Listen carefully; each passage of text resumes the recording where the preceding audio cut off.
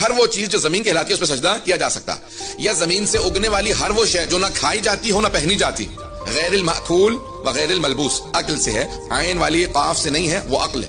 الف کاف ڈنڈے والی کاف لام عقل یعنی کھانا پینا، غیر المأکول وغیر الملبوس، ہر وہ چیز جو زمین ہو یا زمین سے اگنے والی ہو، جسے نہ کھایا جاتا ہو نہ پہنا جاتا ہو، کیونکہ نماز خدا کے قریب لے کے جاتی ہے، دنیا سے دور کرتی ہے، اور کھانا پینا لباس انسان کو دنیا دار بناتا ہے، تو کہا اس لیے کھانے پینے والی چیزوں اور پہننے والی چیزوں پہ سجدہ نہیں ہو سکتا، جیسے کپاس ہے یا کھانے پینے پھل سبزیاں وغیرہ ہیں، پان کے پتے پہ اس لیے نہیں ہو سکتا کیونکہ کھایا جاتا ہے، لیکن دوسرے پتوں پہ سجدہ ہو سکتا ہے، لکڑی پہ ہو سکتا ہے، ہر چیز پہ سجدہ ہو سکتا ہے، چٹائی پہ ہو سکتا ہے، لیکن ائمہ نے تاکید کی ہے کہ ہمیشہ تربت پہ سجدہ کرنا یہ مومن کی علامات میں سے، اور سے سنیں گے، کہ مومن کی علامات میں سے ہے کہ تربت سید الشہداء پہ سجدہ کرے، خاک شفا پہ۔ کامل الزیارات میں روایت ہے امام جعفر الصادق علیہ السلام سے، فرماتے ہیں کہ جب انسان سجدہ کرتا ہے تو اس کا ذکر زمین سے اٹھ کے آسمان کی طرف جانا چاہتا ہے، لیکن اس کے سجدے کی وجہ سے نیت مومن کی ایسی ہوتی ہے کہ وہ سجدہ رک جاتا ہے، آسمان تک نہیں جا سکتا، وہ ذکر سبحان ربی الاعلی و بحمدہ وہ رک جاتا ہے، لیکن اگر یہی سجدہ خاک شفا پہ انسان بجا لائے تو وہ 7ویں آسمان تک چلا جاتا ہے،